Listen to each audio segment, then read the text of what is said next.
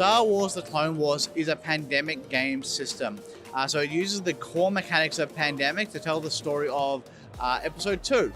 I'm not a huge Star Wars fan. I like it enough, but I don't need to have them. But I was interested to play this game because I really enjoyed Pandemic Legacy. I played the first one, started the 0, and haven't got around to 2 yet. But what I liked about this game is it sort of expanded on the Pandemic system. It added in the missions from Pandemic Legacy. It also has obviously the Star Wars map, but then it also has villains to defeat.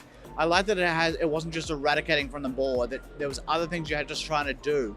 And that sort of made it a bit more engaging for me, at least, in this quick demo, which is good because I've been looking for a Pandemic game. After playing Pandemic Legacy Seasons 1, which I loved, the original game felt a bit lackluster.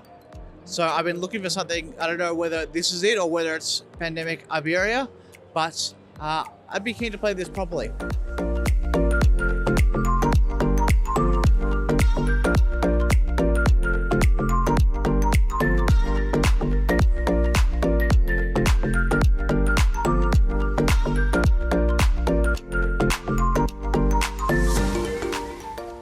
Draftosaurus is a fun little drafting game with dinosaurs, like the name suggests.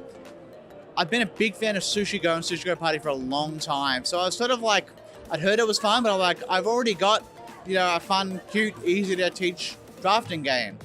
But when I saw it being demoed at PAX, I was like, let's give this a go. And I like it, and I think it's different enough from Sushi Go and those sort of light drafting games, that it can stand on its own. What I liked about it is it had the dice, which when you roll it, it restricts your opponent's movements of where they can place their dinosaurs. And I think that really works because it makes the puzzle a little bit more interesting. And when sort of seeing the other side of the board and some of the expansions, I'm like, there's a bit to this game. Like it's not overly complex, but there's enough there that I'm kind of interested about this game and would want to play it again.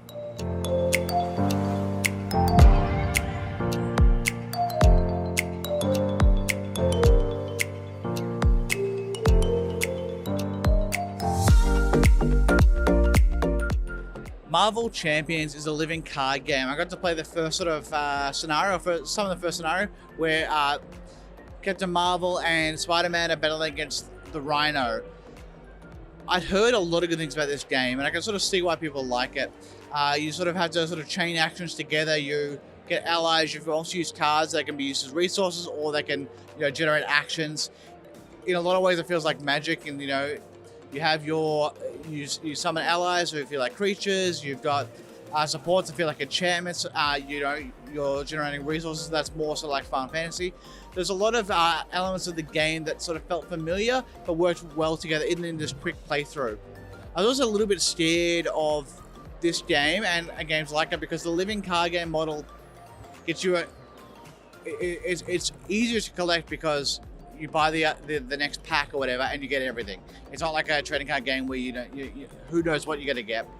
However, these games traditionally have a lot of expansions, so I never really wanted to delve too deeply into it because suddenly your whole shelves are full of the same game. But I did really enjoy this playthrough, and I'd be looking out for this game in a trade.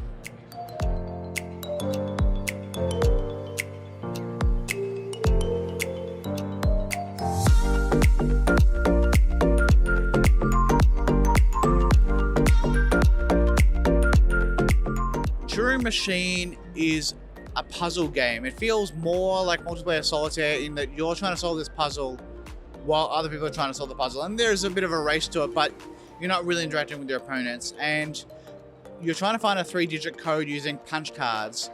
And then you test those, your proposed solutions with a logic puzzle. And that was sort of where it got me, because you weren't testing like, is this true or is this false? It wasn't just like one or the other. Often it would be like, oh, this is false, but like the thing you're testing is like, is blue greater than yellow? Is blue less than yellow? Is blue equal to yellow? Like, well, it has to be one of those, but it's trying to make it false. So I couldn't quite wrap my head around the game like the logic of the game in this playthrough. But I can see why people would like it. If you like that sort of brain-burning logic puzzle, like logic deduction puzzles, you'll like this. If you don't like that, there's nothing else here for you. So I think this is one of those games where, like, if you like it, you'll really like it. If you don't like it, you really won't like it. And that's okay.